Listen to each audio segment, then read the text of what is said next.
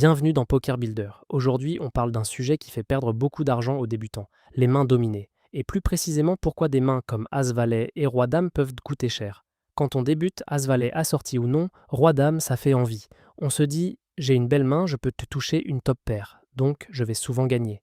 Le problème, c'est que ces mains créent des situations où tu touches quelque chose de joli, mais tu es souvent battu par mieux. Commençons par une définition simple. Une main est dite dominée quand si vous touchez tous les deux la même top paire, vous avez souvent le moins bon kicker.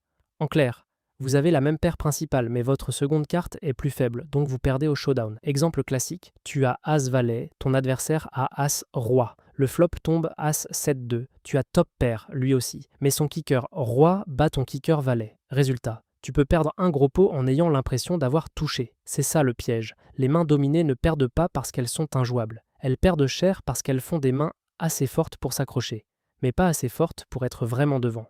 Pourquoi As-Valet et Roi-Dame sont particulièrement concernés? Parce qu'elles se situent juste en dessous des meilleures mains Broadway. As-Valet est dominé par As-Dame, As-Roi, et même parfois As-10 peut poser problème selon les situations post-flop.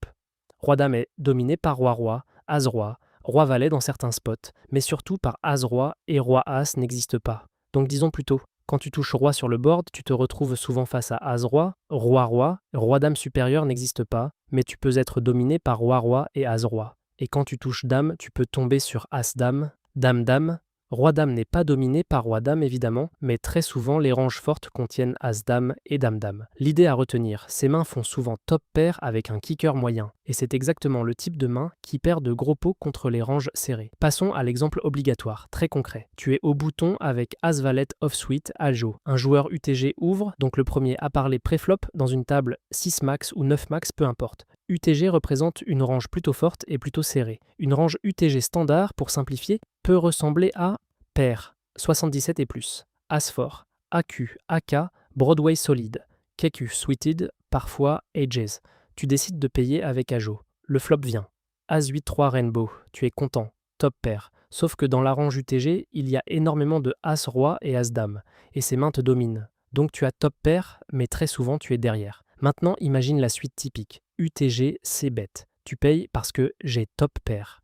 Turn, une brique, par exemple le 4, UTG mise encore, tu payes encore parce que tu n'aimes pas folder top pair. River, une autre brique, UTG chauve ou mise gros. Et là tu es dans l'enfer, tu as une main qui ressemble à quelque chose, tu as investi des jetons, mais contre cette ligne UTG, très souvent tu es contre AK ou AQ. Tu payes, tu perds un gros pot. C'est exactement le coût des mains dominées. Elles te font payer quand tu devrais économiser. Le point important ici, ce n'est pas de dire « il ne faut jamais jouer As-Valet », ce serait faux. La vraie leçon, c'est plus la position adverse est tôt, plus sa range est forte et plus Ajo devient dangereux.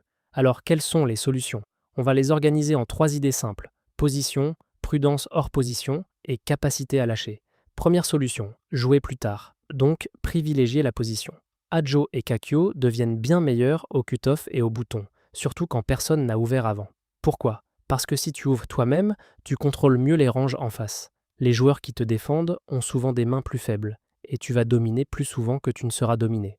En revanche, quand tu payes une ouverture UTG ou UTG plus 1, tu t'exposes à des mains qui dominent la tienne. Donc règle simple, contre une ouverture très tôt, Ajo et Kakyo sont souvent des folds ou parfois des 3 bêtes très réfléchis selon le profil, mais pour un débutant, le plus solide est souvent de folder. Deuxième solution, prudence hors position. Le vrai poison des mains dominées, c'est de jouer hors position. Par exemple en petite blinde ou grosse blinde. Tu vas devoir parler en premier post-flop, donc tu auras moins d'informations et tu feras plus facilement des erreurs de payer pour voir. Si tu défends Ajo en grosse blinde contre une range forte, tu risques de toucher un As et de te retrouver à check call 3 street en étant dominé. Donc en début de progression, resserre-toi hors position avec ses mains. Troisième solution, savoir lâcher post-flop. Le piège numéro 1, c'est cette phrase. J'ai top pair donc je dois payer. Non, top pair n'est pas une assurance. Tout dépend du contexte. Pose-toi 3 questions. 1. Quelle est la range adverse vu sa position et son action? 2. Est-ce que ma top pair est bien kickée? 3. Est-ce que les mises racontent une histoire cohérente de main meilleure que la mienne? Reprenons notre spot. Ajo contre UTG, flop As 8-3. Si UTG mise, turn mise, river mise fort et que tu n'as aucune raison de le croire en bluff, il faut apprendre à folder. Même si tu montres As-Valet face-up et que ça fait mal. Le poker gagnant, c'est aussi économiser des jetons. Un autre angle rapide sur KQ. Roi-dame, c'est une main qui fait de belles top paires. Mais contre des ranges fortes, quand tu touches un roi, tu peux être contre As-roi ou contre Roi-roi. Et quand tu touches une dame, tu peux être contre As-dame ou Dame-dame. Donc même logique. KQ est souvent très bien en position, en ouverture, contre des joueurs qui défendent au large. Mais c'est plus délicat quand tu fais face à une range très serrée. Maintenant, un mini résumé pratique. Les mains dominées coûtent cher parce que tu touches top pair, tu te sens obligé de continuer. Mais la range adverse contient beaucoup de mains meilleures avec la même paire. Mini exercice. Question. Cite deux mains qui dominent Ajo. Réfléchis 2 secondes. Réponse. As-roi domine Ajo. As-dame domine Ajo. Et tu peux même ajouter As-valet est aussi dominé par As-as, évidemment, et par Valet-valet dans certains scénarios, mais l'idée clé de la domination, ce sont surtout AK et AQ qui te mettent dans les pires situations. Pour progresser rapidement, je te conseille de travailler tes décisions pré-flop avec une logique simple. Plus la position d'ouverture est haut, plus tu respectes la range. Plus tu es hors position, plus tu évites les mains qui font des top pairs à kicker moyen. Et post-flop, tu arrêtes de confondre top pair et main invincible. Si tu veux une méthode structurée pour construire tes ranges, analyser tes spots et progresser sans te disperser, va faire un tour sur pokerbuilder.com. C'est une plateforme tout en un pour joueurs de poker. Tu peux organiser ton apprentissage, revoir tes mains et avancer étape par étape. On se retrouve dans le prochain épisode pour continuer à construire un jeu solide, simple et gagnant.